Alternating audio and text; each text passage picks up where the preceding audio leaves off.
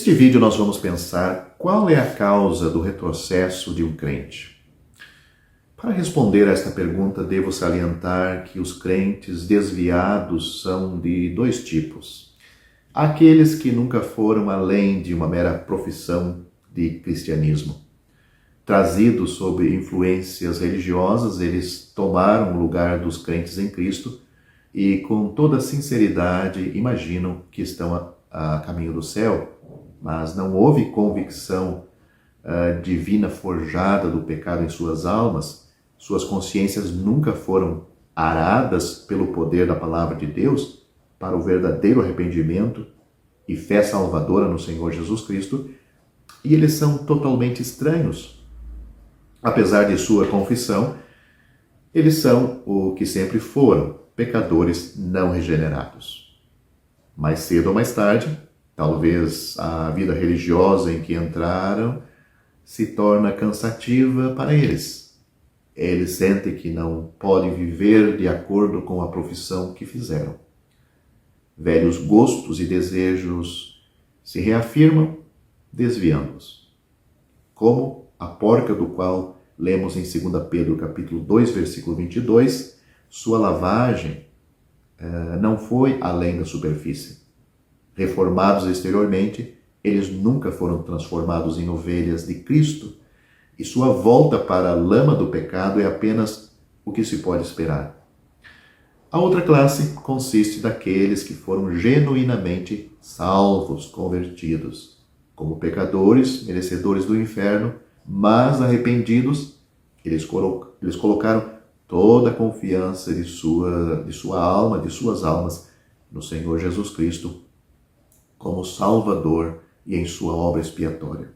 Seus pecados são perdoados e eles são de Cristo para sempre. Infelizmente, não deveríamos ter que dizer isto, mas é verdade demais que mesmo esses podem retroceder, esfriar o coração e cair em falhas, pecados. Muitas causas ou coisas podem contribuir para provocar o declínio de um cristão. Talvez uma das mais frequentes seja a autoconfiança. Estamos tão propensos a esquecer que não podemos continuar por uma única hora, a menos que nos apoiemos no braço forte de Cristo. Às vezes somos tolos o suficiente para imaginar que as maravilhosas bênçãos que recebemos são suficientes para nos manter sem depender constantemente do abençoador. Ficamos firmes nas bênçãos e nos esquecemos do abençoador. Faremos bem em lembrar o que aconteceu no caso de Jacó. Naquela noite memorável no Val Jaboque, ele foi maravilhosamente abençoado. Deus mudou seu nome e, mais significativo, acrescentado, o sol nasceu sobre ele. Mas a próxima coisa que lemos de Jacó é que manquejava da sua coxa. A escuridão deu lugar à luz do sol, a dúvida e a apreensão foram substituídas pela confiança, a bênção de Deus foi concedida gratuitamente. Mas Jacó ficou tão fraco e indefeso em si mesmo depois de tudo que aconteceu naquela ocasião. Ele ainda precisava de apoiar em algo fora de si mesmo. E longos anos depois, existia a mesma necessidade. Você pode ler isso em Hebreus capítulo 11, versículo 12, sobre Jacó. A mesma coisa é verdade de uma forma espiritual de cada filho de Deus. A dependência constante de Deus em oração e em sua palavra é a única maneira de evitar o retrocesso, o fracasso, e assim será até o nosso último momento na terra. Esquecer isto é confiar de qualquer forma em nosso próprio poder e continuidade e garantir o fracasso e a derrota. Mas podemos perguntar, se alguém que é verdadeiramente um filho de Deus se desviar, ele não precisa ser salvo novamente? Acredito que a maioria da cristandade diria que sim, perdeu a salvação e ele precisa ser salvo de novo. Interessante, eu nunca li na Bíblia alguém que tenha perdido a salvação e se salvou de novo.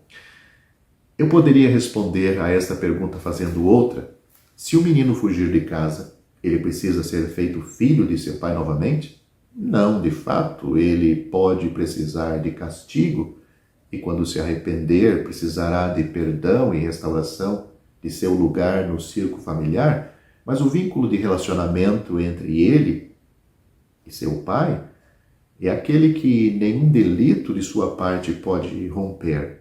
Então, como um salvo, um crente, filho de Deus, ele pode deixar de ser filho, pode deixar de ser salvo? Quando a Bíblia diz que os dons de Deus são irrevogáveis, se Deus deu a salvação, ele não vai pegar de volta. Agora, o vínculo que é formado entre o crente e Deus é um vínculo eterno. E o próprio Deus é o próprio Deus que o formou e tudo que Deus faz é para sempre. Leia Eclesiastes capítulo 3, versículo 14. Deus o salvou e fez dele seu próprio filho querido. Ele o selou com seu Espírito Santo e lhe assegurou que nunca ele perecerá. Além disso, ele se tornou um membro do corpo de Cristo e um objeto do amor e cuidado especial do próprio Cristo. Pode tudo isso ser comprometido e a obra de Deus desfeita e uma ovelha arrancada da mão do pastor? Para uma mente pensativa e alguém que compreende o que está implícito na salvação de uma alma, fazer tais perguntas é respondê-las. Há algo de suma importância a ser dito para todo aquele que ainda não é salvo ou se diz crente, mas não tem certeza da sua salvação. João capítulo 3, versículos 17 e 18, o Senhor Jesus Cristo disse: Deus enviou seu Filho ao mundo, não para que condenasse o mundo, mas para que o mundo fosse salvo por ele. Quem crê nele não é condenado, mas quem não crê já está condenado, porquanto não crê no nome do unigênito Filho de Deus. Essas foram as palavras do Senhor Jesus nesses 2 versículos do capítulo 3 do Evangelho de João. Somente sobre esta base e nenhuma outra é que você pode ser salvo. Se você deve ser salvo, então o pesado fardo de seus pecados precisa ser removido. Se o seu pesado fardo precisa ser removido, a pena pelo pecado, ou castigo pelo pecado, precisa ser aplicada em alguém. Se a pena pelos pecados precisam ser aplicada em alguém, então Jesus precisava morrer, pois a pena para o pecado ou para os pecados é a morte. Você não poderia suportá-lo sem perecer miseravelmente. Assim disse o apóstolo João: pelo seu nome vos são perdoados os pecados. 1 João capítulo 2, versículo 12. Não pelas obras que você possa praticar, nem pela sua moralidade, mas pelo nome de Jesus. A misericórdia flui hoje mesmo, não por meio de alguma relíquia em alguma cidade santa, nem por meio do toque de alguma mão santificada, mas de um vitorioso e ressuscitado Cristo que hoje está no céu. Pode-se ter acesso a Ele estando em qualquer lugar.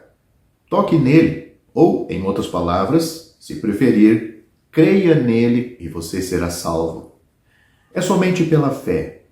As Escrituras são conclusivas quanto a este ponto. A salvação não é por meio das obras, nem por fé e obras combinadas, mas somente pela fé. A salvação de um pecador não se dá quando ele é batizado, ou foi batizado, crismado, recebido na igreja, nem tampouco por dar esmolas, dízimos, ofertas, tomar a ceia, frequentar a igreja, pregar, jejuar, orar, rezar, fazer penitências e tantas outras coisas mais. Efésios capítulo 2, versículos 8 e 9 diz de uma maneira clara Porque pela graça sois salvos por meio da fé. Isto não vem de vós, é dom de Deus. Não vem das obras, para que ninguém se glorie.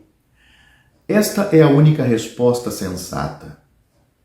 Portanto, cuidado para não perder sua alma eternamente só por causa desta pequena questão, o tempo da sua resposta a este convite de salvação.